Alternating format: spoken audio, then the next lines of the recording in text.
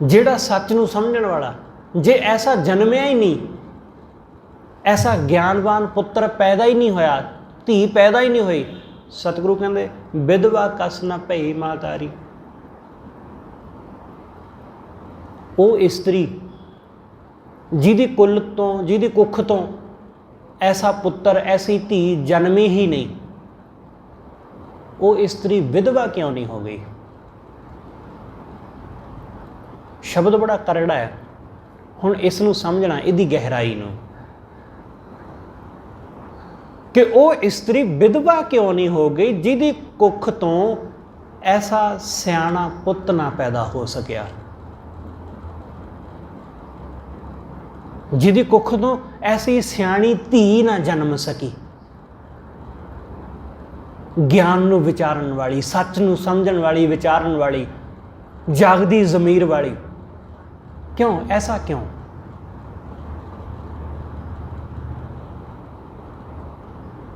इसकी मैं तुहानूं छोटी जी उदाहरण देना है। मुगल साम्राज का जदों अंत होया भारत विचों, आखिरी मुगल बादशाह शाह आलम, जदों उसनूं मारिया गया जां उसनूं पकड़ लिया गया, उन्होंने पकड़िया की ने, उन्होंने मारिया की ने, मुगल साम्राज नूं पूरी तरह तहस नहस जी ने किया। उहदा नाम गुलाम कादर रोहिल्ला है। ये कुछ समय तक ये सिख भी रहा, इन्हें अमृत भी छकिया सी, पर बाद विच सिखां ने इहदा साथ नहीं दिता, तां ये छड्ड के दोबारा फिर पठान हो गया। गुलाम कादर रोहिल्ला, इसने दिल्ली दे तख्त ते कब्जा कर लिया, शाह आलम नूं पकड़ लिया गया। तो इसने, क्योंकि पठान सी, इसने दिल्ली दे उत्ते अपना जिहड़ा है वो परचम लहराया, दिल्ली ते कब्जा किया। तो जदों 2-4 दिन गुजरे तो इसके मन में एक ख्याल आता है, ये आखद है अपने वजीर नूं कि मैं चाहुंदा वां कि इन्हां दे मुगलों दे अगां कोई दोबारा सूरमा ना जन्मे, ऐसा बंदोबस्त किया जाए कि जिहड़ा दोबारा साडे विरोध विच कोई खड़ा ना हो सके।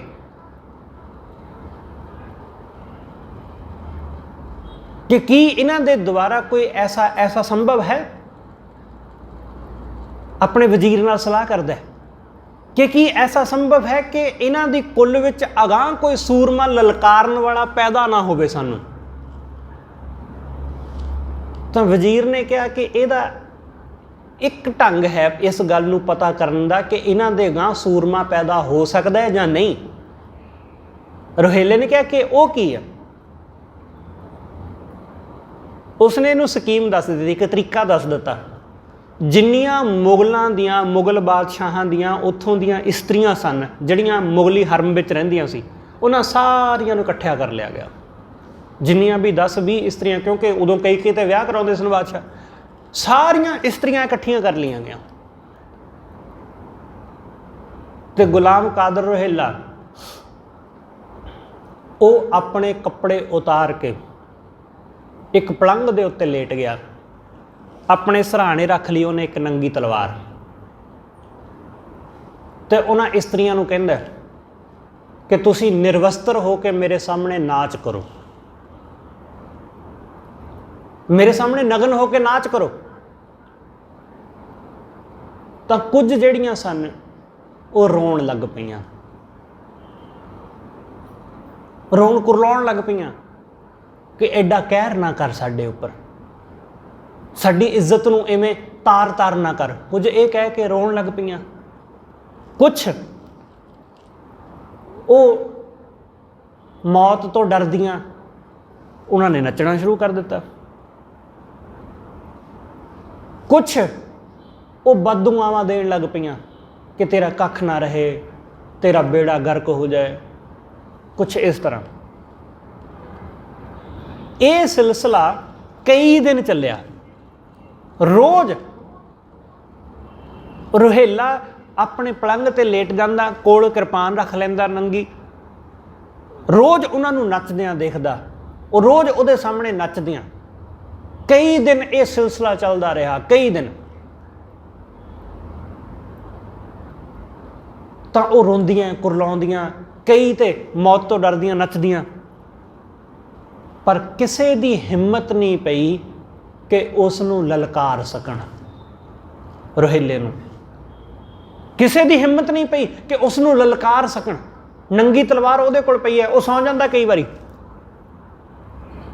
ਉਹ ਉਸ ਪਲੰਘ ਤੇ ਪਿਆ ਪਿਆ ਕਈ ਵਾਰੀ ਸੌਂ ਵੀ ਜਾਂਦਾ, ਅੱਖ ਵੀ ਲੱਗ ਜਾਂਦੀ, ਪਰ ਕਿਸੇ ਦੀ ਹਿੰਮਤ ਨਹੀਂ ਕਿ ਉਸ ਨੂੰ ਕੁਝ ਮੰਦਾ ਵੀ ਬੋਲ ਸਕਣ।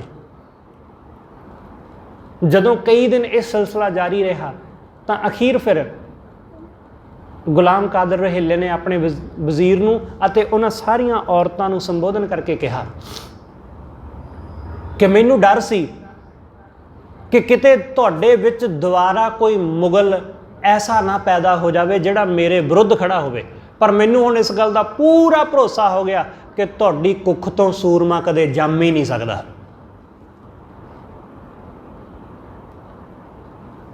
ਤੁਹਾਡੀ ਕੁੱਖ ਤੋਂ ਕਦੇ ਸੂਰਮਾ ਨਹੀਂ ਜਨਮ ਸਕਦਾ, ਕਿਉਂਕਿ ਮੈਂ ਇੰਨੇ ਦਿਨਾਂ ਤੋਂ ਇੱਥੇ ਬੈਠਾ ਹੋਇਆ ਦੇਖ ਰਿਹਾ ਤੁਹਾਨੂੰ, ਤਲਵਾਰ ਸਾਹਮਣੇ ਪਈ ਹੈ, ਪਰ ਤੁਸੀਂ ਡਰਦੀਆਂ ਨੱਚਣ ਲੱਗ ਪਈਆਂ, ਡਰਦੀਆਂ ਰੋਣ ਲੱਗ ਪਈਆਂ, ਡਰਦੀਆਂ ਰੱਬ ਨੂੰ ਦੁਆ ਕਰਨ ਲੱਗ ਪਈਆਂ, ਪਰ ਤੁਹਾਡੇ 'ਚ ਕਿਸੇ 'ਚ ਇੰਨੀ ਦਲੇਰੀ ਨਹੀਂ ਸੀ ਕਿ ਕਿਰਪਾਨ ਚੁੱਕ ਕੇ ਮੇਰੇ ਸਾਹਮਣੇ ਖੜੋ ਸਕਦੀਆਂ। ਤੁਹਾਡੇ 'ਚ ਜਰਾ ਵੀ ਹਿੰਮਤ ਨਹੀਂ ਸੀ, ਇਸ ਲਈ ਤੁਹਾਡੀ ਕੁੱਖ ਤੋਂ ਕੋਈ ਸੂਰਮਾ ਪੈਦਾ ਹੋ ਜਾਵੇ, ਇਸ ਗੱਲ ਦੀ ਕੋਈ ਸੰਭਾਵਨਾ ਨਹੀਂ ਹੈ। ਇਸ ਲਈ ਹੁਣ ਮੈਨੂੰ ਤੁਹਾਡੇ ਤੋਂ ਕੋਈ ਡਰ ਨਹੀਂ। ਉਸਨੇ ਆਪਣੇ ਵਜ਼ੀਰਾਂ ਨੂੰ ਕਿਹਾ, ਇਹਨਾਂ ਨੂੰ ਛੱਡ ਦਿਓ, ਜਾਣ ਦਿਓ ਜਿੱਥੇ ਜਾਂਦੀਆਂ, ਕਿਉਂਕਿ ਇਹਨਾਂ ਦੇ ਵਿੱਚ ਸੂਰਮਾ ਪੈਦਾ ਕਰਨ ਦੀ ਸਮਰੱਥਾ ਨਹੀਂ ਹੈ। ਕਬੀਰ ਸਾਹਿਬ ਕੀ ਕਹਿੰਦੇ? ਕਬੀਰ ਸਾਹਿਬ ਕਹਿੰਦੇ ਵਿਧਵਾ ਕਸ ਨਾ ਭਈ ਮਹਤਾਰੀ, ਕਿ ਉਹ ਇਸਤਰੀ ਵਿਧਵਾ ਕਿਉਂ ਨਹੀਂ ਹੋ ਗਈ ਕਿ ਜਿਹਦੀ ਕੁੱਖ ਤੋਂ ਕੋਈ ਸੂਰਮਾ ਨਾ ਜਨਮਿਆ, ਜਿਹਦੀ ਕੁੱਖ ਤੋਂ ਕੋਈ ਗਿਆਨ ਦੀ ਵਿਚਾਰ ਕਰਨ ਵਾਲਾ ਨਾ ਜੰਮਿਆ, ਜਿਹਦੀ ਕੁੱਖ ਤੋਂ ਕੋਈ ਭਗਤ ਨਾ ਜਨਮਿਆ। ਹੁਣ ਤੁਸੀਂ ਅੱਜ ਦੇ ਹਾਲਾਤ ਦੇਖੋ, ਅੱਜ ਜਿਹੜੀਆਂ ਕੁੜੀਆਂ ਉਹ ਸਿਰਫ ਤੇ ਸਿਰਫ ਮਸ਼ਹੂਰ ਹੋਣ ਵਾਸਤੇ ਆਪਣੇ ਕੱਪੜੇ ਉਤਾਰ ਕੇ ਫੇਸਬੁੱਕ ਤੇ, ਵਟਸਐਪ ਤੇ ਰੀਲ ਬਣਾਉਂਦੀਆਂ ਫਿਰਦੀਆਂ, ਇੰਸਟਾਗ੍ਰਾਮ ਤੇ, ਤੁਸੀਂ ਉਹਨਾਂ ਤੋਂ ਕੀ ਕਲਪਨਾ ਕਰ ਸਕਦੇ ਹੋ ਕਿ ਉਹਨਾਂ ਦੇ ਬੱਚੇ ਗਾਂ ਕੈਸੇ ਪੈਦਾ ਹੋਣਗੇ? ਕਿ ਉਹਨਾਂ ਦਾ ਬੱਚਾ ਕੋਈ ਸੂਰਮਾ, ਉਹਨਾਂ ਦਾ ਬੱਚਾ ਕੋਈ ਬੰਦਾ ਸਿੰਘ ਬਹਾਦਰ ਵਰਗਾ ਸੂਰਬੀਰ, ਸਵਾਲ ਹੀ ਨਹੀਂ ਪੈਦਾ ਹੁੰਦਾ। ਇਹੀ ਤੇ ਸਰਕਾਰ ਚਾਹੁੰਦੀ ਸੀ, ਹਕੂਮਤ ਇਹੀ ਚਾਹੁੰਦੀ ਸੀ, ਕਿਉਂਕਿ ਕਿਸੇ ਨੂੰ ਕਤਲ ਕਰਕੇ ਖਤਮ ਨਹੀਂ ਕੀਤਾ ਜਾ ਸਕਦਾ। ਜੇ ਕੋਈ ਬੰਦਾ ਸੋਚੇ ਕਿ ਮੈਂ ਇਸ ਬੰਦੇ ਨੂੰ ਕਤਲ ਕਰ ਦਿਆਂ ਤੇ ਇਹ ਖਤਮ ਹੋ ਜਾਏਗਾ, ਨਹੀਂ। ਕਿਸੇ ਨੂੰ ਕਤਲ ਕਰਨਾ ਹੈ ਨਾ, ਕਿਸੇ ਕੌਮ ਨੂੰ ਖਤਮ ਕਰਨਾ ਹੈ, ਤਾਂ ਉਹਨਾਂ ਦੀਆਂ ਇਸਤਰੀਆਂ ਦੇ ਵਿੱਚੋਂ ਅਣਖ ਨੂੰ ਖਤਮ ਕਰ ਦਿਓ, ਕੁੱਲ ਖਤਮ ਹੋ ਗਈ। ਬਸ ਸੌਖਾ ਤਰੀਕਾ ਹੈ। ਇਸ ਲਈ ਕੁੜੀਆਂ ਨੂੰ ਨੱਚਣ ਗਾਉਣ ਦੇ ਉੱਤੇ ਲਾਇਆ ਗਿਆ। ਨੱਚਣ ਗਾਉਣ ਤੇ ਕਿਉਂ? ਨੱਚਣ ਗਾਉਣ ਵਿੱਚ ਲੱਗੀਆਂ ਰਹਿਣ, ਉਹ ਅਸ਼ਲੀਲ ਚੀਜ਼ਾਂ ਦਿਖਾ ਕੇ, ਆਪਣੇ ਜਿਸਮ ਨੂੰ ਦਿਖਾ ਕੇ ਮਸ਼ਹੂਰੀ ਖੱਟਣ, ਉਹ ਇਸ ਪਾਸੇ ਲੱਗੀਆਂ ਹੋਈਆਂ। ਤੁਸੀਂ ਇੰਸਟਾ ਤੇ ਕਦੇ ਦੇਖੋ ਤਾਂ ਸ਼ਰਮ ਆ ਜਾਂਦੀ ਹੈ ਦੇਖ ਕੇ ਕਿ ਹੋ ਕੀ ਰਿਹਾ। ਕਹਿੰਦੇ ਕਹਾਉਂਦੇ ਸਰਦਾਰਾਂ ਦੀਆਂ ਕੁੜੀਆਂ,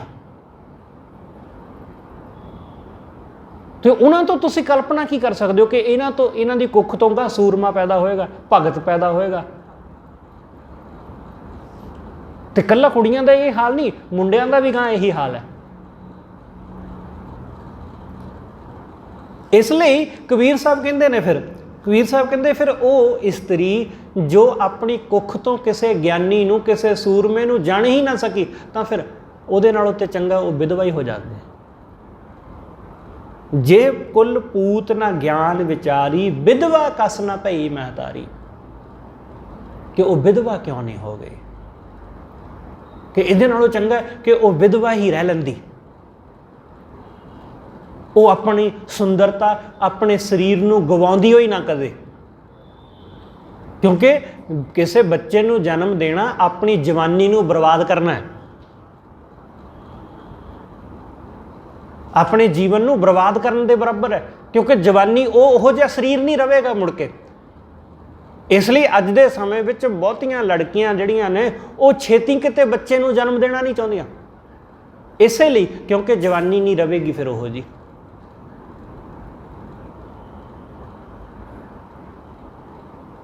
इसलिए आम एक बचन पढ़ते हो ना तुसी तुलसी दा शायद, कि जननी जन तां भगत जन, कै दाता कै सूर, नाहे तां जननी बांझ रहे काहे गवावे नूर। कि अपनी जवानी क्यों गवाउंदी आ, ਉਹਦਾ एक कारण औरत नूं खास करके इसलिए कहा गया, इनू निंदिया नहीं गया, इनू नैगेटिव पासे ना लेना, इनू गलत पासे ना लैके जाना कि शायद इत्थे औरत की निंदा की जा रही है, उन्होंने माड़ा कहा जा रहा। नहीं, औरत वाहिगुरू ने उसनू बड़ी दात बख्शी है, बड़ी रहमत दी है। बंदे नूं ये दात नहीं मिली जो दात परमात्मा ने औरत नूं बख्शी, कि औरत वो 9 महीने अपने पेट के अंदर बच्चे नूं रखदी है, तो जो दुख तकलीफां वो सहंदी है बंदा उहदी कदे कल्पना भी नहीं कर सकता, उहदी कदी इमेजिनेशन भी नहीं कर सकता कि कैसा दुख कैसियां पीड़ा उन्होंने सहनियां पैंदियां। बंदा तो सिर्फ कोल बह सकता है, पर वो महसूस नहीं कर सकता जो उहदे नाल वापरदा है। पर यह सहनशीलता वाहिगुरू ने औरत नूं बख्शी। इस 9 महीने के पीरीयड दौरान औरत जो कुछ करती है, वेखदी है, सुनती है, विचारती है, उस सब कासे का असर गर्भ के विच मौजूद बच्चे के उपर हुंदा है। विज्ञान इस गल नूं अज आइडेंटिफाई करता है, इस नूं प्रूव करता है कि बिल्कुल ये गल सच है कि इस 9 महीने दौरान माँ जो कुछ भी करेगी, सारा दिन फोन चलाती रहे तो बच्चा उहो जिहा होवेगा, सारा दिन वो खिजी रहे, लड़ती रहे, झगड़ा करती रहे तो बच्चा झगड़ालू होवेगा ही होवेगा। इस 9 महीने के दौरान जो कुछ माँ ने किया बच्चे दा दे उपर उही असर होना है। इसलिए इस 9 महीने के समय दौरान उसनूं बड़ा खुशहाल, बड़ा ही सुखमई ते आनंदमई माहौल देना चाहिए कि उन्होंने किसी तरह का कोई स्ट्रैस ना होवे, उन्होंने किसी तरह की कोई दिक्कत ना होवे, उहदी हर छोटी तो छोटी चीज़ का ध्यान रखना चाहिए। वो दुखी ना होवे, उन्होंने किसी गल तो गुस्सा ना आवे, वो किसी तरह किसी गल तो खिजे ना। इसलिए इन्हां चीज़ों का ख्याल सिर्फ उस औरत ने नहीं, उहदे सारे परिवार ने रखना हुंदा है। इसलिए कबीर साहब ने कहा कि जिस कुल दे विच ऐसा ज्ञानवान पुत्र पैदा ही नहीं होया, इसलिए सारी कुल, सारे परिवार का जिक्र आया, सिर्फ औरत का नहीं, सारी कुल, चाहे वह सस होवे, सहुरा होवे, वो कोई भी होवे, देर जठानी जेठ कुछ भी, पति होवे जां होर जो भी परिवार के मैंबर ने उस वक्त उत्थे मौजूद ने, क्योंकि वो उसनूं उहो जिहा माहौल क्रिएट करके देण। उन्होंने जदों सारे ही झगड़ा करन विच लगे हुए ने, सारे ही जिहड़े ने एक दूसरे नाल झगड़न विच लगे हुए ने, तां फिर उस औरत दे उपर ते उहदे मन विच जो विचारां आउणगीआं, जो ख्याल आउणगे, उहो जिहा ही बच्चे दे उपर असर होवेगा। इसलिए सिर्फ बच्चे दे उपर माँ द्वारा खाधी गई खुराक का ही असर नहीं हुंदा कि जी हाँ माँ नूं चंगी खुराक दिओ, चंगा फ्रूट दिओ लिया के, ड्राई फ्रूट दिओ कि बच्चा तंदुरुस्त पैदा होवे। सिर्फ ये ही नहीं, उन्होंने चंगे विचार भी दिओ कि जो चंगियां गल्लां, जो भी प्यार नाल पेश आवोगे, उन्हां चीज़ों का असर भी बच्चे उपर होवेगा। लोग खुराक का तो ध्यान रखते हैं, लोग सेहत का तो ध्यान रखते हैं, पर लोग इस गल का ख्याल नहीं रखते कि इस औरत के नाल चंगा बिहेवियर भी करना है। जिहड़ी ये तकलीफ सह रही है बच्चे नूं जन्म दी, ये जो पेन ये सह रही है, इसनूं सुख नाल आनंद नाल सह सके, ऐसा उहदे नाल चंगा सुखदायक बिहेवियर भी अपनाउण, पर लोग ऐसा करते नहीं। सतगुरु समझाउंदे, कबीर साहब कहते कि जिथे ਐਸਾ ਨਹੀਂ ਹੁੰਦਾ ਹੈ। ਜਿੱਥੇ ਮਾਂ ਆਪਣੇ ਬੱਚੇ ਨੂੰ ਐਸਾ ਵਿਚਾਰ, ਐਸਾ ਗਿਆਨ ਨਾ ਬਖਸ਼ ਸਕੇ, ਤਾਂ ਫਿਰ ਇਹਦੇ ਨਾਲੋਂ ਚੰਗਾ ਹੈ ਕਿ ਉਹ ਵਿਧਵਾ ਹੀ ਰਹਿ ਜਾਵੇ। ਜੇ ਕੁਲ ਪੂਤ ਨਾ ਗਿਆਨ ਵਿਚਾਰੀ, ਵਿਧਵਾ ਕਸ ਨਾ ਭਈ ਮਹਤਾਰੀ। ਕਿਉਂਕਿ ਮਾਂ ਜਿਸ ਪਾਸੇ ਬੱਚੇ ਨੂੰ ਮੋੜ ਦੇਵੇਗੀ, ਮੁੜ ਜਾਏਗਾ। ਕਿਉਂਕਿ ਬੱਚੇ ਨਾਲ ਉਹਦਾ ਬਹੁਤ ਜ਼ਿਆਦਾ ਉਹਦਾ ਜੁੜਿਆ ਹੋਇਆ ਹੈ, ਸਿਰ ਤਨ ਮਨ, ਬਹੁਤ ਜ਼ਿਆਦਾ ਸਾਂਝ ਹੈ। ਪਰ ਪਿਤਾ ਨਾਲ ਉਨੀ ਸਾਂਝ ਨਹੀਂ ਹੁੰਦੀ ਜਿੰਨੀ ਮਾਂ ਨਾਲ ਹੁੰਦੀ ਹੈ। ਚਾਹੇ ਉਹ ਲੜਕਾ ਹੋਵੇ ਤੇ ਚਾਹੇ ਲੜਕੀ, ਮਾਂ ਨਾਲ ਹਮੇਸ਼ਾ ਹੀ ਜ਼ਿਆਦਾ ਸਾਂਝ ਹੁੰਦੀ ਹੈ। ਕਿਉਂਕਿ ਮਾਂ ਨੇ ਉਸ ਨੂੰ ਆਪਣੇ ਅੰਦਰ ਰੱਖਿਆ, ਉਹ ਮਾਂ ਦੇ ਜਿਸਮ ਦੇ ਵਿੱਚੋਂ ਨਿਕਲਿਆ, ਇਸ ਲਈ ਮਾਂ ਨਾਲ ਉਹਦੀ ਸੁਭਾਵਿਕ ਤੌਰ 'ਤੇ ਜ਼ਿਆਦਾ ਸਾਂਝ ਹੋਵੇਗੀ। ਇਸ ਲਈ ਜਿੰਨੀਆਂ ਗੱਲਾਂ ਮਾਂ ਨਾਲ ਖੁੱਲ੍ਹ ਕੇ ਕੀਤੀਆਂ ਜਾ ਸਕਦੀਆਂ, ਸ਼ਾਇਦ ਪਿਤਾ ਨਾਲ ਉਹਨਾਂ ਖੁੱਲ੍ਹ ਕੇ ਨਹੀਂ ਕੀਤੀ ਜਾ ਸਕਦੀ। ਇਸ ਕਰਕੇ ਮਾਂ ਜਿਸ ਪਾਸੇ ਨੂੰ ਮੋੜ ਲਵੇ, ਉਸ ਪਾਸੇ ਨੂੰ ਮੁੜ ਜਾਂਦੀ। ਐਸੀਆਂ ਬਹੁਤ ਸਾਰੀਆਂ ਉਦਾਹਰਨਾਂ ਨੇ ਸਾਡੇ ਕੋਲ ਸਿੱਖ ਇਤਿਹਾਸ ਵਿੱਚ, ਮਿਥਿਹਾਸ ਵਿੱਚ, ਧਰੂ ਦੀਆਂ ਐਸੀਆਂ ਬਹੁਤ ਸਾਰੀਆਂ ਉਦਾਹਰਨਾਂ। ਫਰੀਦ ਸਾਹਿਬ ਨੂੰ ਬੰਦਗੀ ਕਰਨ ਵੱਲ ਲਾਉਣ ਵਾਲੀ ਉਹਨਾਂ ਦੀ ਮਾਂ ਹੈ,